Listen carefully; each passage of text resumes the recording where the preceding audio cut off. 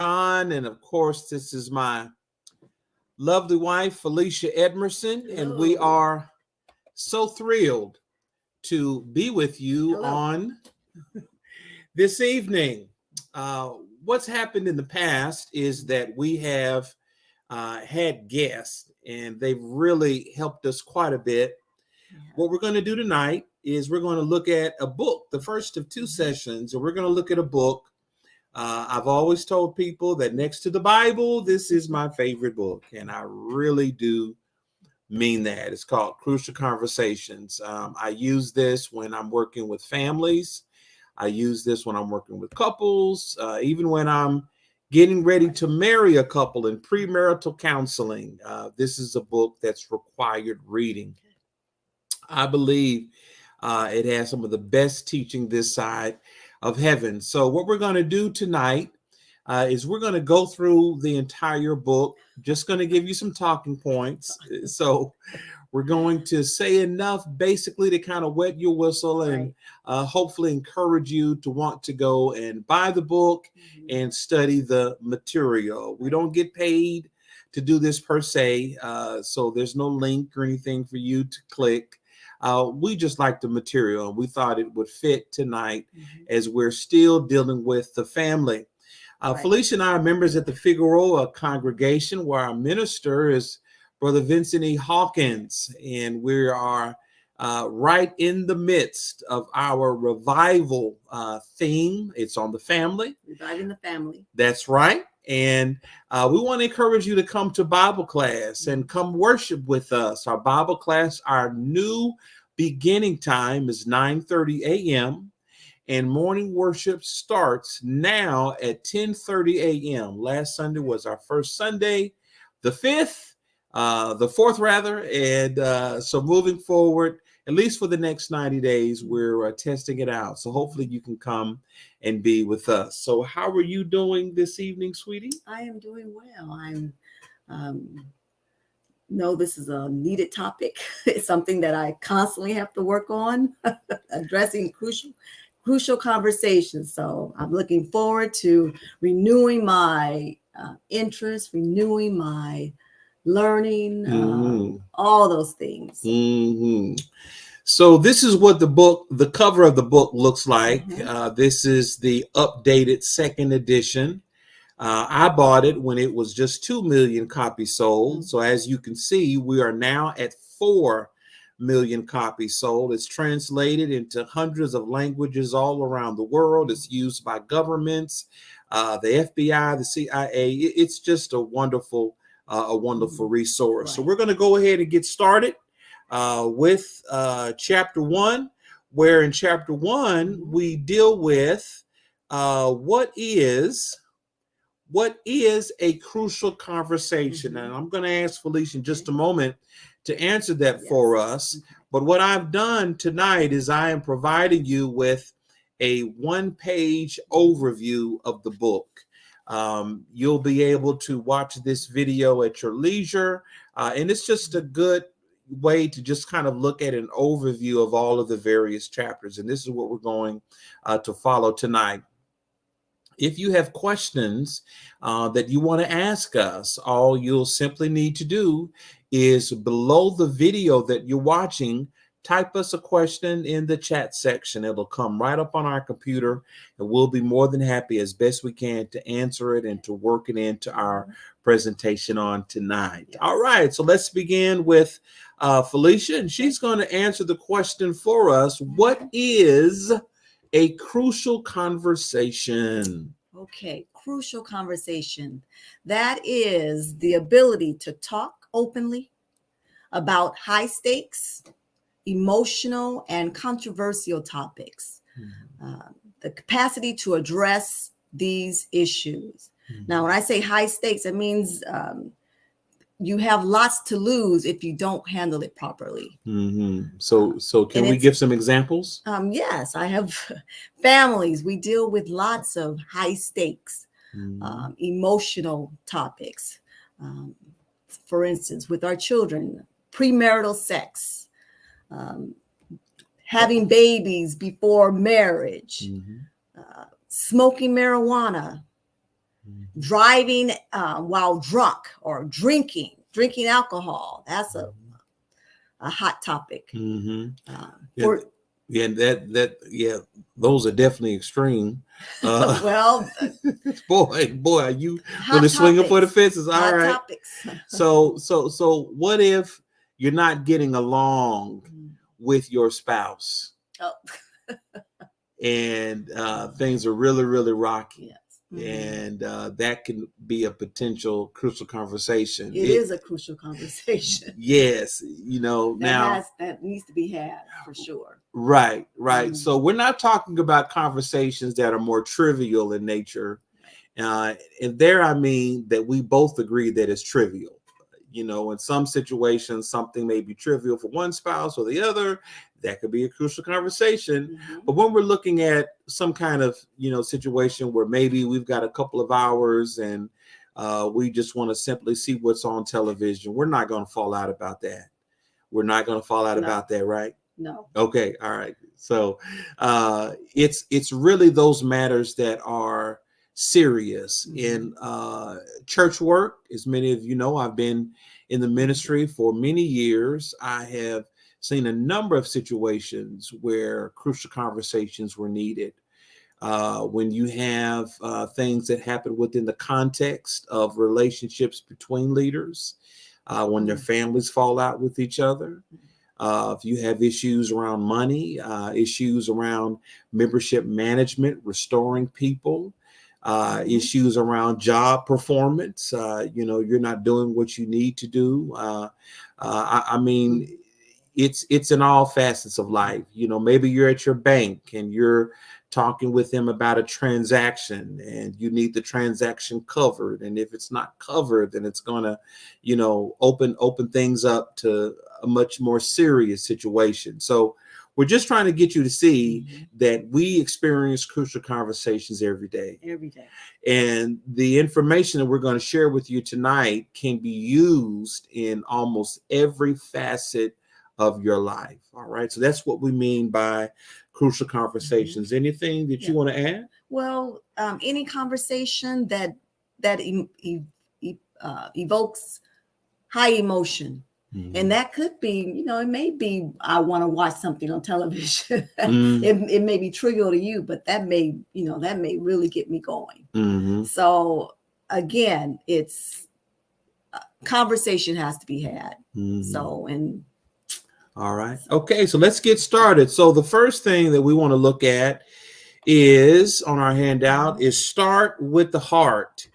And the handout says, stay focused on what you really want in the conversation. Check your behavior, actively listen to learn, avoid becoming a victim, blamer, or complainer. And I especially like that last line. All right. So start with the heart. I know from my chaplaincy days that it really is about feelings. We have a great tendency to not put a lot of emphasis on feelings. But when you're talking with someone, when you're engaging with someone, you want to be aware of the emotional temperature in the room. And that's going to be, where am I with my own barometer? Am I nearing this point where I'm getting ready to explode? Is the person that I'm engaging with getting ready to explode? So we want to be aware of how we're feeling, and that involves the heart. So when we're looking at this discussion, it begins with you being aware of your heart. Note that the first thing we say is check your behavior. This is not about the person that you're dealing with. This is about you looking at yourself. Now, what are some ways maybe that we can check our behavior? Well, again, you're talking about being explosive, but what about when you just shut down? That's the other extreme. You don't want to have a conversation. You're just so mad that you just retreat. So what does that look like? It's this, and Right. Oh boy. Yeah, I'm yes. yeah, that's that I'm done. silent, I'm done. that silent treatment, and that certainly is painful. Mhm. My love language is time, and when I'm not getting time, when I'm deprived of that, that really affects me. So, all right, so so let's start with the heart. Checking your own behavior, actively listen to learn. And what we mean by that is that when you're listening, Mhm. you're not listening with the intent of responding immediately or reacting, rather. You're listening with the intent of thoughtfully responding. So let's say you and your spouse are at odds. Mhm. They finally have decided to tell you what's wrong.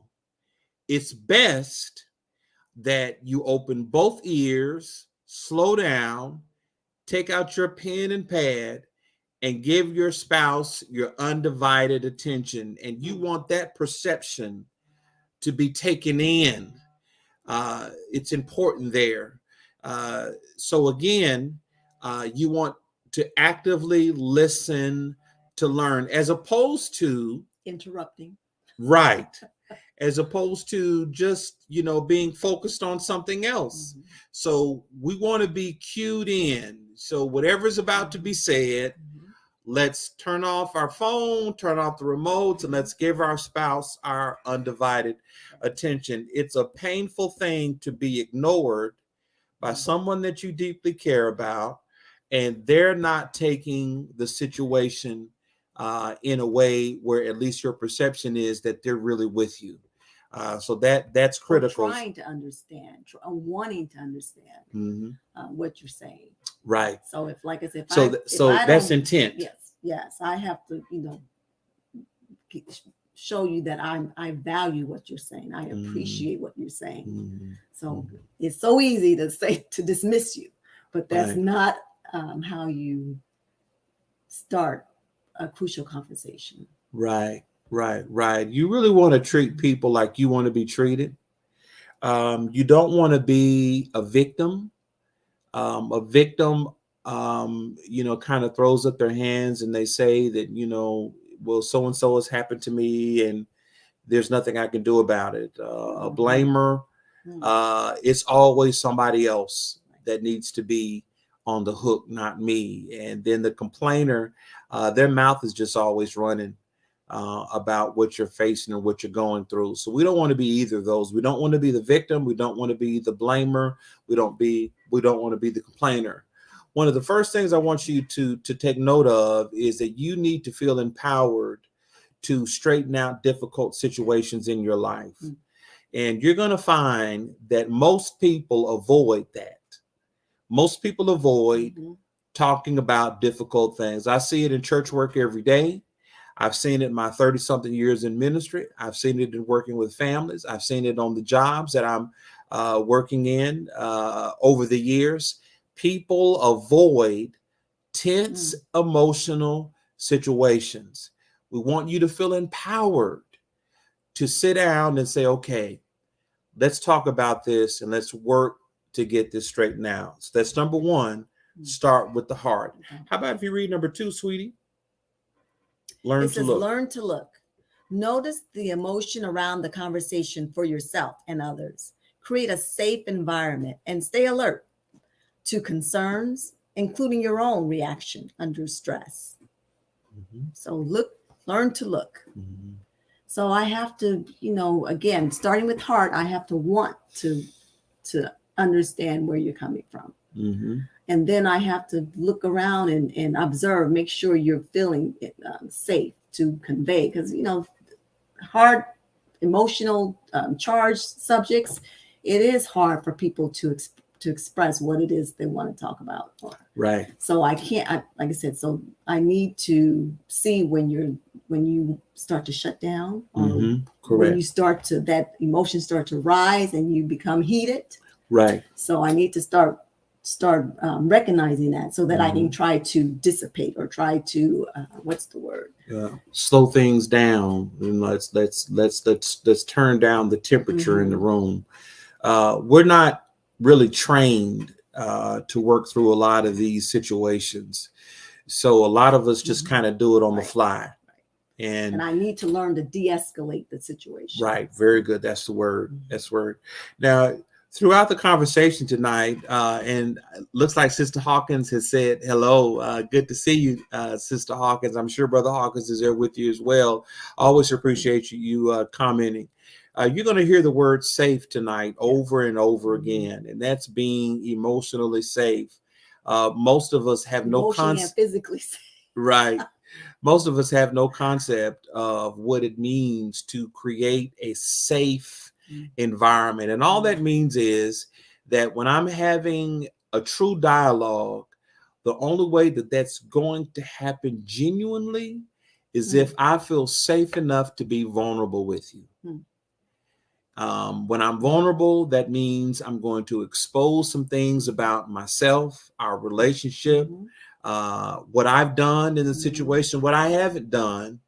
And when I'm trusting you, I'm hoping that you're not going to take my words and then turn them around and use them as daggers and pins to hurt me. It's a hard thing to do. It definitely takes practice. It takes lots of practice. Right. So we have to create safe environments. And this is not just for husbands and wives. It's even for church leaders. You know, guys, we have to do a better job at creating spaces for each other to talk, where we can wrestle with sensitive issues and not allow that whole testosterone thing to raise and we start acting like who the big dog is in the room.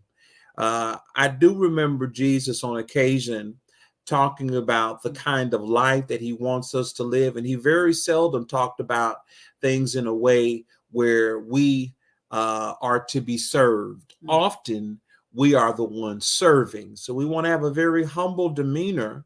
In this instance, we want to get to the bottom of the situation and we want to do our best to figure out what's wrong. Our point is that conversation will only happen if people feel safe. If they feel like you're going to jump on them or someone's going to give them some kind of snide remark, I guarantee you they're going to bottle up. So that's learn to look. Learn to look. That last phrase, we want to stay alert. And for those of us who aren't, really used to this kind of work, it can be a little emotionally draining. Yes. Not a lot. I mean, not a little. It's a lot. Yeah, it can be emotionally draining. Because you have to suppress your emotion. So even, suppressing that emotion to attack, yes, it is draining. So you have to have self-discipline. And you have to ask yourself, okay, would I feel safe with the person that I'm looking at in the mirror? Now, let's look at that. What about in a family? Do your children feel safe with you? Can your child call you up and talk to you to just about anything? Can your spouse pull you to the side and say, look, we got to talk? Can your sibling, can your parent call you or text you and say, give me a call, and you stop what you're doing and you're prepared to actively listen to what's happening and what's going on, and then having the awareness to be alert when you hear in their voice. And most of us can hear in the voice of people that we're connected to. We can hear when something's wrong. We can hear when something's about to be said, or when they're having trouble or difficulty, right, talking about something. The point is, you want to create an environment where they can share with you anything. If we were in church, I would say, look at your neighbor and say anything. Anything. And that is hard for me. Some, I don't want to hear everything. Some things I prefer not to hear, but like you said, you gotta, people have to be able to tell you, be able to talk to you. So one strategy that I like to employ is just to pretend like, when we have to have a crucial conversation, to pretend you're not my husband. Yeah, or pretend they're not my child. They're someone else's child. It just helps me. I mean, it helps me to divorce that emotion when they don't belong to me. So it's just easy. I mean, that's how I process it. I can, I can come back and get centered and not get emotionally charged when I just think it's somebody else's. They belong to somebody else. I'm just here. You all are really learning about us tonight. So that's how I process. Right. I'm trying to think. That's somebody else's child that did that. Right. I'm much more calmer that way. Right. Much more receptive. Right. I think in general, men struggle more with this whole being alert and being aware of the temperature in the room. And I tell myself that every day, that I need to be more engaged, that I need to be present, particularly in times where I'm tired or hungry. I really have to discipline myself. So we began with start with the heart and now learn to look. It looks like we've got someone, LP. Hey, Lori. Uncomfortable conversations are healthy for growth on many levels. Amen to that. Hey, Lori and Wayne, make it safe. All right. This is going to be the next one we're going to look at. Take responsibility for your role in the process. Apologize when appropriate. Look for the mutual purpose, shared meaning, and we have a real good analogy with that. Demonstrate mutual respect, even if the other party isn't doing so. All right. So how you feel about that, Sister Edmerson? What do you think? Again, like I said, so that I don't get heated, just divorce myself of that personal relationship I have with them, so that they can, that I can show respect and provide this safe environment to where they don't see my horns going up, they don't see the steam coming up. So, but I can center myself and listen to them and encourage them to speak their truth. Very good, very good. Note the first part of that: take responsibility for your role. Now, for those of us who struggle with pride, this is going to be a problem because it's always somebody else. You're always the one that's right. God has birthed and given you a special intelligence. Well, I want to tell you that that's not really true. Every situation that you're going to be involved in where a crucial conversation needs to be had, I want you to know that there's always blame on both sides. Yes. But we learn from the maze that when you blame, you don't learn. That's correct. So. That's right. And Fee's referencing an earlier podcast that we did with the maze, Willie and Terry Mays, exceptional. When there's blame, there's a lack of learning that takes place. But all right, so be aware of your role in the process. Apologize when appropriate. Some days you just may need to apologize, practice apologizing in your mind, especially if you're not a person that comes from a background where you really were trained to say, I'm sorry, or I didn't mean that, or that may have been what I said, but here's what I meant. Or how about this? I shouldn't have said that. I apologize. That's right. I apologize. And you'd be surprised how that's perceived when you really say it with meaning, that I apologize. In essence, you're recognizing. Don't say that you don't mean it. Oh, right. You don't mean it. You don't mean it. Right. That's right. It's just accept. Right. Accept them at their word. Right. Face value. Right. So look for mutual purpose. Now, there's a concept throughout the book that's called shared meaning, a shared meaning pool. And if you think about within your conversation, there's this mutual pool that we contribute to where we're both pulling meaning out of that pool and we both can contribute. So if we're talking about a particular subject, then I want to contribute some things to our shared learning pool that will be helpful, that will be enriching, that will help broaden our perspective, as opposed to adding things that are negative, things that are accusatory, things that are condescending. How about this? Things that don't even matter.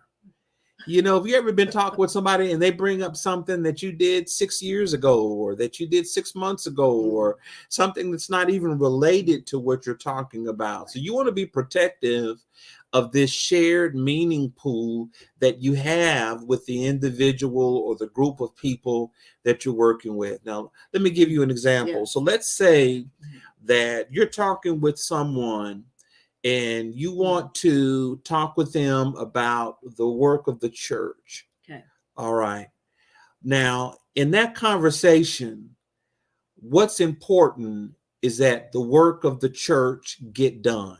Right. What's less important is the two of us and kind of where we fit in the overall grand scheme of things. Now, we are important in that we are laboring. But at the end of the day, if we don't work this thing out properly, what's going to suffer is the work of the church. Why? Because we're not understanding that the stakes are high.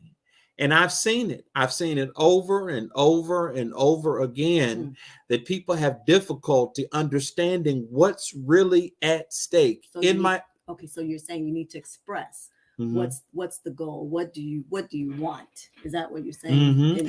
I am saying that, but with my example, I'm saying the work of the church is what we want to be focused on. And how can we more harmoniously, how can we more cooperatively get the work of the church done? Watch this. And what can I do to help us get there? Now, we may be experts in what our partner can do, what our coworker can do. That's not what I'm encouraging you to do. I'm encouraging you to think about, okay, what can I personally do to get us there? We could also look at if you're working with a couple and they're having some difficulties and some challenges, and the buoyancy of the marriage is at stake. Those stakes could be any higher for a husband and wife. They both want to have that sense of urgency. Or you would hope. Again, that goes with the heart. You would think that's utmost, but sometimes that may not. So that heart has to be right. Right. That may not be the goal. So some people, because of, that pride, they can't get beyond that. But again, with crucial conversations, you do have to forsake pride. That is correct. We want to be very humble about whatever it is that we're talking about.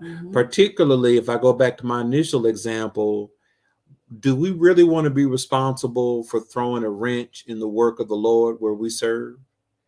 And then now this current example, do I really want to be responsible for causing the end of my marriage? No to both of them. Well, if I understand that, then let me act in a way where my understanding is guiding my behavior. I understand the risk. I understand the importance of getting this thing right. And it does take a certain amount of emotional endurance to work through this process. And again, we're not really trained to think like this. If you look, for example, in Washington, D.C., and with all of the many laws that are passed, a lot of those laws are passed, but people's hearts aren't in them. And we can have the law on our side, but people really didn't embrace, they really didn't believe. And you can go back with the 1954 Brown versus Topeka Board of Education. You can look at the civil rights, just all of those various laws that were passed. And yet we're still having a lot of challenges today in those same areas. The problem is that people are not fully attuned to understand, and they're not really bought in to what's happening. So we don't want to do things in that way. The conversation is not being had Right. about race relations. That is correct. And now she just said something very profound. She said that the conversation is not being had. That is exactly right. You know, some of us can think we've talked about something and we really haven't.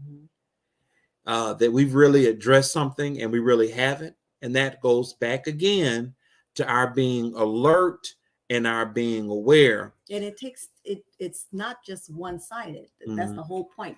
To have dialogue, it's between two, at least two. So you can't just say something and no one is there to hear it. Right. And you can be with somebody and not really listening to them. We actually began with that. Right. When you've really had, and I'm going to give you somewhat of a glimpse toward the end of our session tonight, when you've had a really good conversation with somebody, you're going to come out feeling better. You're going to be lighter. You're going to be freer. You're going to have more clarity about where you are. That's when you've really had a good, strong, crucial conversation. Looks like Sister Choctaw has written something. She said, "This is Sister Choctaw." Can you read that? Yes. It says, "You say I'm sorry. Will you forgive me?" No. Okay. So I think I understand. So you say I'm sorry, but and forgive me, but because all sorries are not sorry. Yeah, that's what we said. Well, that's what we tell ourselves, that all sorries are not sorries, or this apology may not be a genuine apology. But nevertheless, if they go to the trouble of making the apology, we have to accept that apology. So that's part of crucial conversation. So the fact that they are apologizing, whether or not you believe that is genuine, that's not the issue. You accept them at their face value. Right. Accept them at their word. Very good. Well, why do we make it so hard for people? I mean, does God make it that hard with us? Because we can. You're just so prideful. All right. Now, this next section is my absolute favorite. You can read it, sweetie. Master my stories. Master my stories. Okay. So understand that we all construct stories around situations. Stay alert to separating fact from story. So I guess it's like a piggyback on they may say they're sorry, but we start telling ourselves they're not sorry. They've done this and that. Don't stop there. Just accept the sorry and move on from there. So don't start creating these, telling yourself that they've done this, 6 months ago, a year ago, and they're just going to do it again. So don't tell yourself that story. Right. That's not healthy. Right. So you have in your mind, in your memory bank, what happened, but then we have this tendency to embellish and to maybe add things, and we're really good at accusing people and being psychic. Like we really understand fully what was going on in somebody's mind, or that they have ill will toward us. This I've seen in particular when I'm working with married couples who are really having a tough time, when they're thinking about a very hurtful time in their relationship, how they can just add so much negativity to what was already a negative situation. So what you want to do is that you want to calm yourself down and stop telling yourself stories, fictitious angles, fictitious interventions about what happened. You really don't know what was going on in a person's mind at the time. You may think you know, but what if we give people the benefit of the doubt? What if we're looking at an unfortunate thing that happened, and you want to try to remember as best you can, but maybe you want to preface your words with, or maybe end your phrase with, to the best of my memory. And you want to be humble in how you experienced whatever it was that you were going through. It's important that we have what's called emotional and intellectual humility. So when you're talking about something that's happened, for example, I can go back to something my dad may have said or my mom may have done to me back in the day. And I guarantee you, I'm not going to remember everything accurately. So I want to be as honest as I can about what I remember. And then I want to be open to the person that was with me in the moment, maybe adding a little bit of clarity, as opposed to creating a setting where what I remember, that's the way it is, or that's really what happened, or I have a perfect memory. Brothers and sisters, that is not the case. That's not the case. So stop creating stories around many of the things that you are remembered that were particularly hurtful. So let's connect. Right. So part of not telling yourself all these stories is that you're able to stay more connected in the situation and what's at hand. The other part to that is state my path, state my view. Tell your story, ask for others' views, talk tentatively, not abrasively, encourage others to express their views, even if they differ from yours. Now, I mentioned a little bit about that, but you want to have the kind of conversation where you're going to try to remember as best you can. And then the person that you were involved in, you could just simply ask them, well, how did you experience that? Or, can you give me your recollection about what happened? Notice my tone, notice my body language. I'm leaning in. I have more of a humble, softer, more gentler kind of demeanor, because I don't want them to coil up or to put up a barrier. I really want them to participate in the conversation, and let's really get to the bottom of it. Allow others to express their views. Now, if you're talking with somebody and they're not expressing their views, and you said it earlier, they've clammed up, more than likely they're not feeling all that safe. And that means you got some work to do to create a setting where you can both talk freely and openly about what's happened. Now, I'll tell you this, for younger couples, this is going to take some time to develop.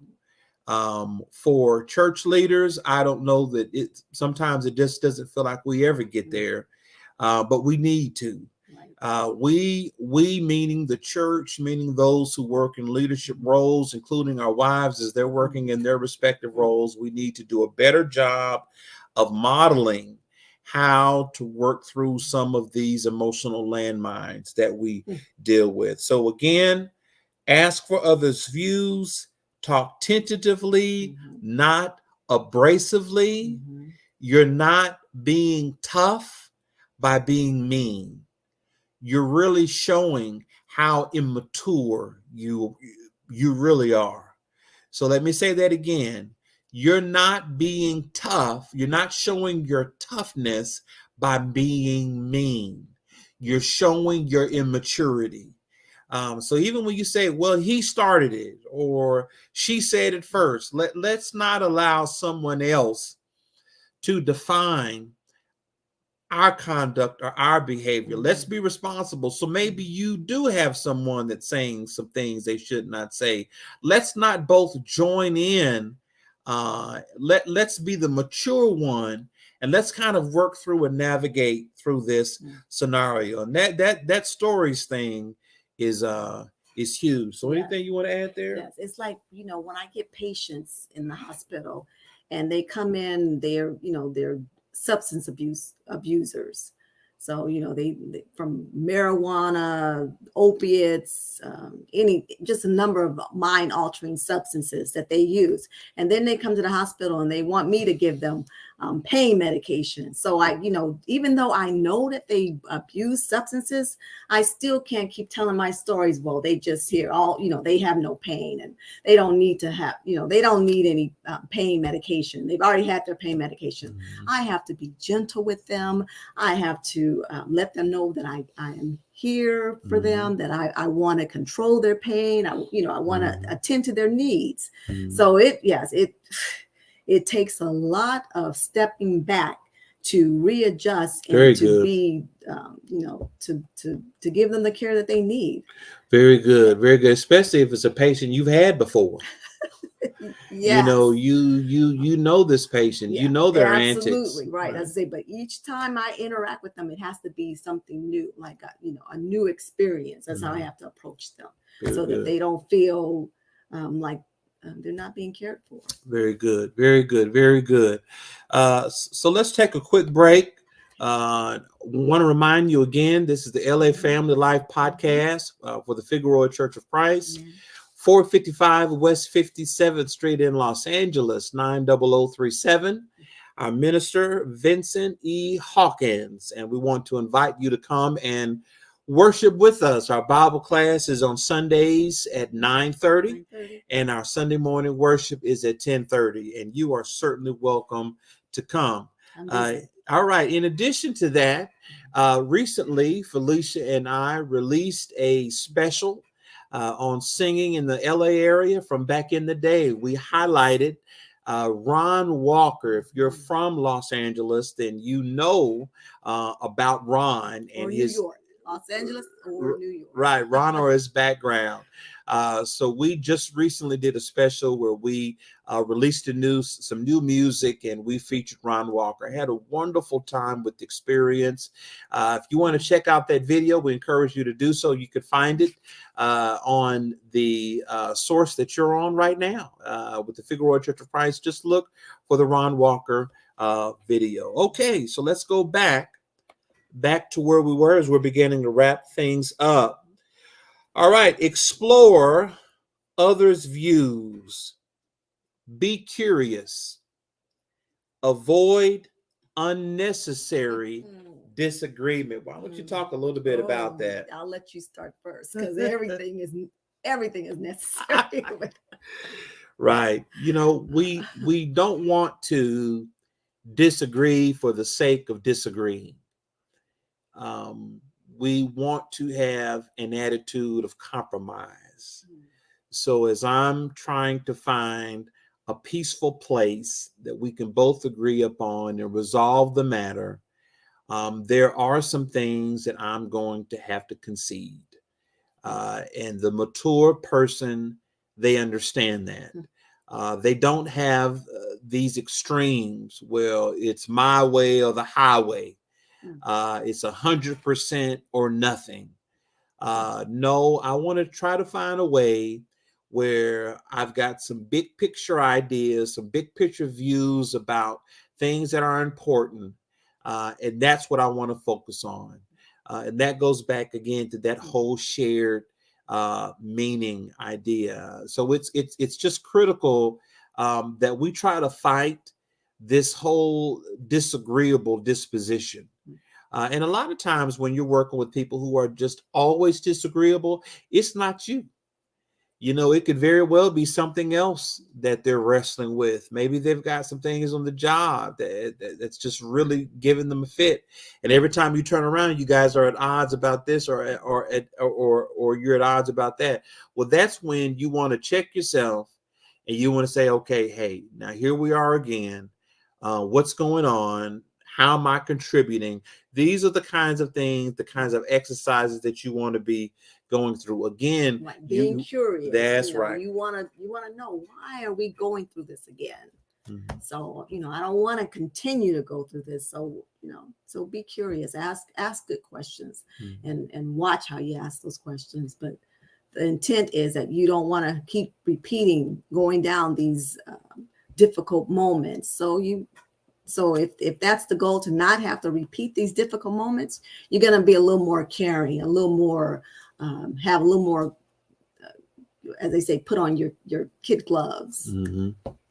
Very good. Very good. We want to be curious, to have some optimism about what's happening or what's going on. And nobody wants to be involved in a fight every day. Right. And however, you do have to be responsible enough to do your part in creating the kind of environment where that doesn't happen. And that's the responsibility of the person that's mature in the relationship. And of course, we both want to work toward being mature, but you may be that person that these things may come a little easier for. You just may be able to grasp and put these things into practice a little more easier than someone else. Well, the onus is on you to just kind of lead the way and be a great example of how you really want things to be. Also, this goes a long way in terms of what you're showing your children. A lot of times we are not showing our children the proper example.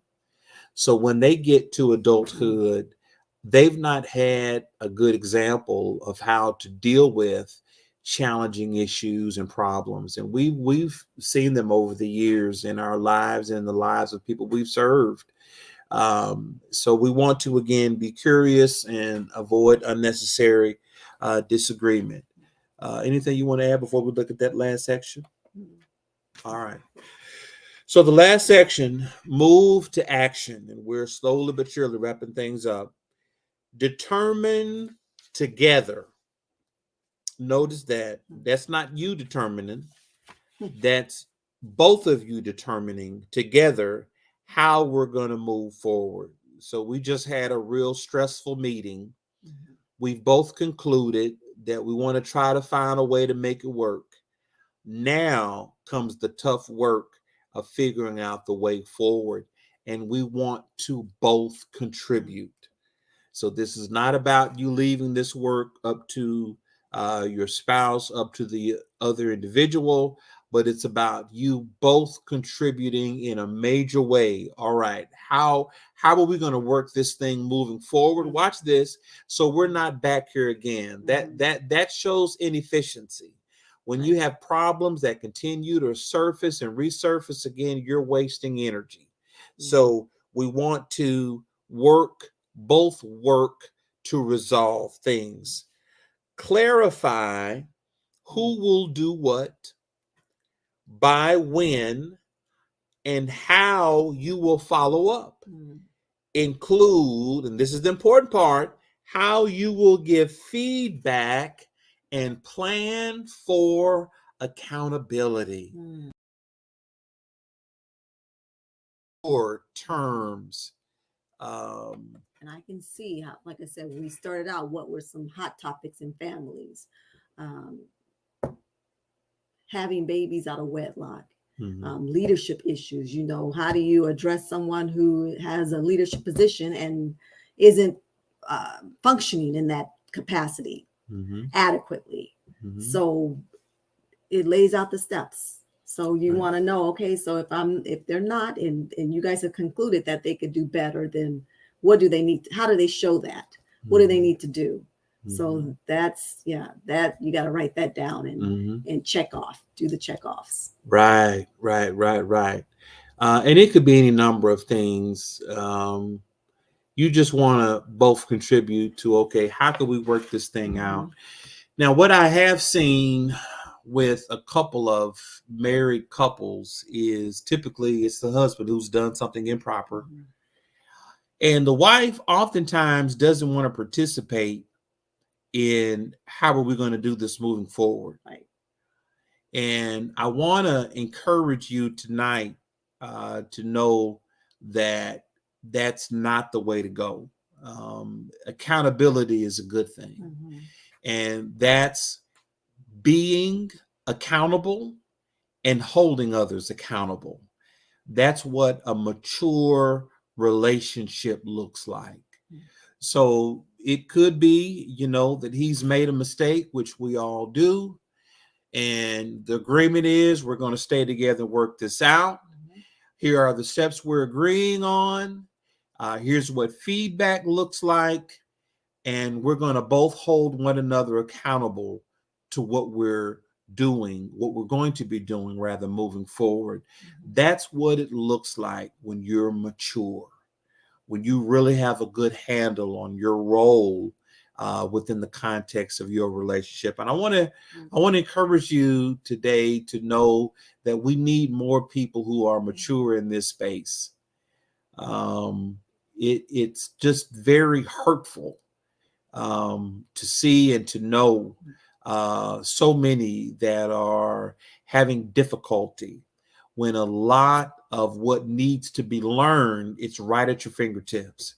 So again, we want to encourage you to pick up the book, Crucial Conversations. Sister Edmerson and I have just touched on a few of the talking points. We were listening to it on Audible today. I would encourage you to buy the book. I would encourage you to get you a subscription on Audible and get the audio book, or maybe there's some other way, maybe a podcast or something. But if you type in Crucial Conversations on YouTube, you're going to see a number of different resources that are really, really good. So on next week, we're going to be back.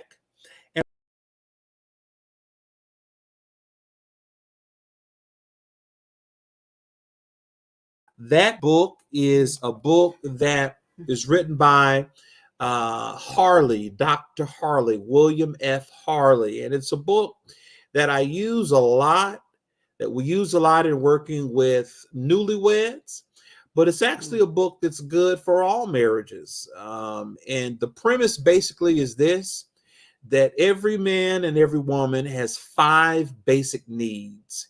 And that if you agree to meet these 5 basic needs of one another, the likelihood of your marriage staying together and being meaningful, it's in the high 90s. And so we're going to talk about that on next week. How about giving us our last word tonight? Anything you want to share? Even at that, his needs, her needs, you still have to be able to communicate those needs.